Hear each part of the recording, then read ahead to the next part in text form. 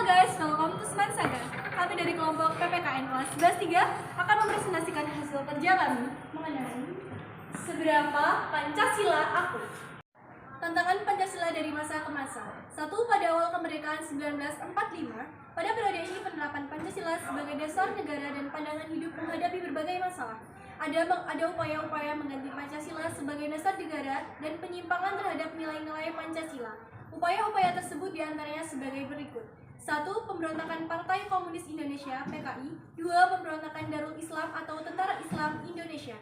3. Pemberontakan Republik Maluku Selatan (RMS). 4. Angkatan Perang Ratu Adil (APRA). 5. Perubahan bentuk negara dari Republik Indonesia Serikat menjadi Negara Kesatuan Republik Indonesia. Masa Orde Lama 1959 sampai 1966. Tantangan atau masalah dalam orde ini adalah demokrasi terpemimpin. Demokrasi terpemimpin dicetuskan oleh Presiden Soekarno karena banyaknya gerakan separatis yang menyebabkan ketidakstabilan negara. Tersendatnya pembangunan ekonomi karena sering terjadinya pergantian kabinet sehingga program pembangunan yang dirancang oleh kabinet tidak berjalan secara utuh. Serta badan konstituante yang gagal menjalankan tugasnya untuk penyusun UUD. Oleh karena itu, Presiden pada tanggal 5 Juli 1959 dan penyimpangan terhadap UUD. Masa Orde Baru. Pada masa ini, lembaga kepresidenan merupakan pengontrol utama lembaga negara lainnya. Dengan adanya kebebasan berkuasa seperti pembatasan jumlah partai, pembatasan pers, dan pembatasan kebebasan berpendapat yang terbukti banyaknya orang dibredel dan munculnya beberapa peristiwa pelanggaran hak asasi manusia. Informasi. 1. Munculnya pergaulan bebas. 2. Pola komunikasi tidak terbatas. 3. Peredaran narkoba dan minuman keras. 4. Aksi anarkis. 5.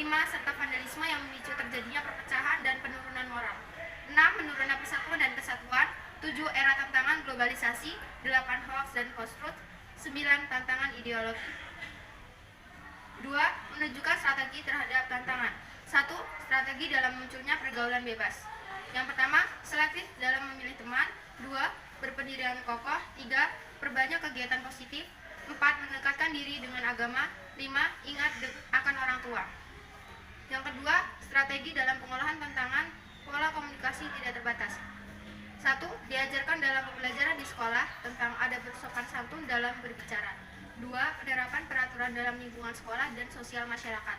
3. Selektif dalam memilih teman dan berpegang teguh dengan prinsip. Strategi dalam peredaran narkoba dan minuman keras. Yang pertama, membentuk lembaga negara yang berfokus pada penanganan narkoba. Yang kedua, menyebarkan edukasi ke masyarakat. Yang ketiga, mengembangkan sarana untuk mendeteksi penggunaan narkoba. Yang keempat, memperlakukan peraturan perundang-undangan yang melarang keras peredaran dan penggunaan narkoba. Yang keempat, strategi dalam aksi anarkis. Yang pertama, diselesaikan dengan cara kekeluargaan. Yang kedua, menahan emosi dengan lapang dada supaya masalah mudah diselesaikan. Yang ketiga, menyerahkan permasalahan kepada pihak yang berwajib. Yang keempat, yang kelima, strategi dalam serta vandalisme yang memicu terjadinya perpecahan dan penurunan modal. Yang pertama, melakukan pendekatan kekeluargaan. Yang kedua, kegiatan positif. Yang ketiga, konseling dan terapi. Yang keempat, saksi yang tegas. Strategi dalam penurunan persatuan dan kesatuan. Yang pertama, dengan penerapan adanya gotong royong. Yang kedua, menjaga tali silaturahim antar umat manusia. Yang ketiga, menjaga toleransi antar agama, budaya, bahasa, bersuku dalam berbangsa dan bernegara.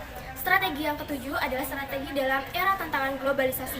Yang pertama, mempunyai kecakapan literasi, kompetensi, karakter, dan bisa bersaing dengan teknologi sesuai perkembangan zaman. Yang kedelapan, strategi dalam hoax dan post-truth. Yang pertama, selektif dalam memilih berita. Yang kedua, dicari kebenaran beritanya sebelum di-share. Dan benefit dari strategi ini, maka masyarakat yang pertama tidak mudah diadu domba atau diprovokasi. Dan yang kedua, tidak akan ada munculnya benih-benih kebencian melalui informasi-informasi palsu yang terus-menerus disampaikan dan dianggap kebenaran informasinya. 9. Strategi dalam tantangan ideologi. 1. Menjadikan Pancasila sumber dari segala sumber hukum di Indonesia. 2. Falsafah hidup bangsa dan negara. 3. Pedoman tindakan dan perbuatan bangsa Indonesia dalam kehidupan sehari-hari. 4. Dasar negara Indonesia. 5. Ideologi negara dan bangsa Indonesia. 6. Jiwa dan kepribadian bangsa Indonesia. 3. Melakukan hal-hal yang menunjukkan penerapan Pancasila. 1. Menghormati agama yang melakukan ibadah. 2. Mengakui bersamaan derajat, hak, serta kewajiban antara sesama manusia. 3. Bangga menjadi bangsa Indonesia. 4. Tidak memaksakan kehendak orang lain. 5. Menghargai karya atau hasil cipta yang dimiliki orang lain.